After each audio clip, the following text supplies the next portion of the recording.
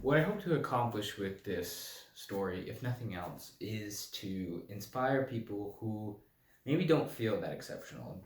In fact, people feel quite normal and yet struggle with their own burdens or helping loved ones who, simply put, live their hope through consistent commitment.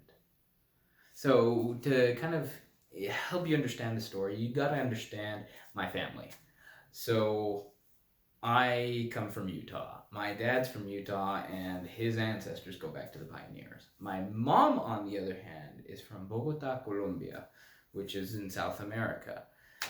The story of how they met is a completely different story of hope. But so that means half of my family is still lives in Colombia. Half of my family is Catholic. My mom and her grandparents are the only members of the Church of Jesus Christ of Latter Day Saints.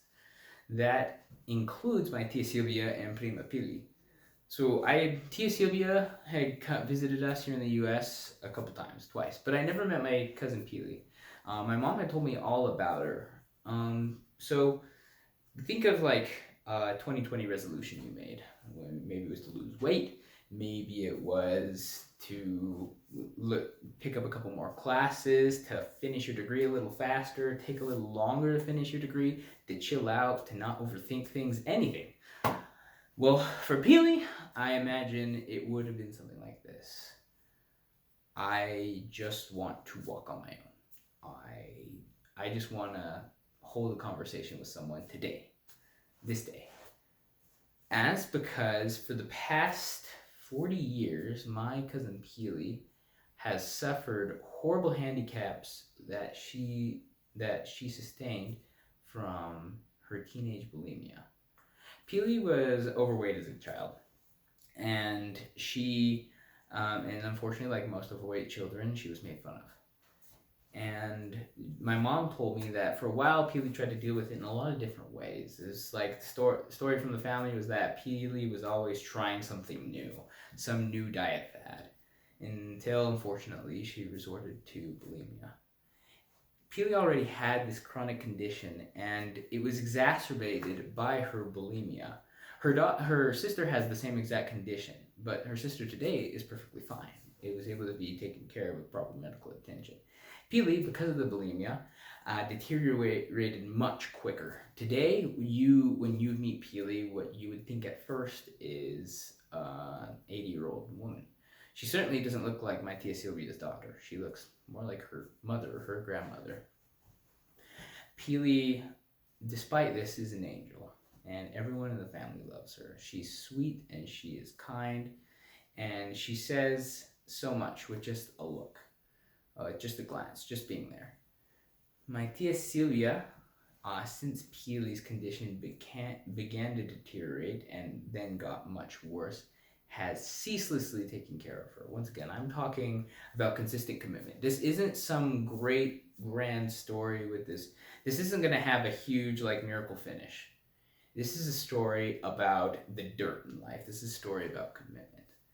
My Tia Silvia, for the past half of a lifetime, has day after day taken care of Pili, never leaving her out of her sight. Not in a watchdog kind of way, though.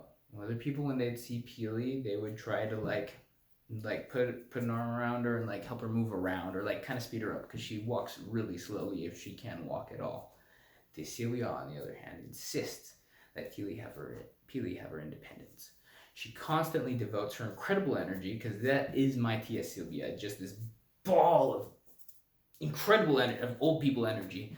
She's just, oh, it's amazing. She could beat me in a marathon any day.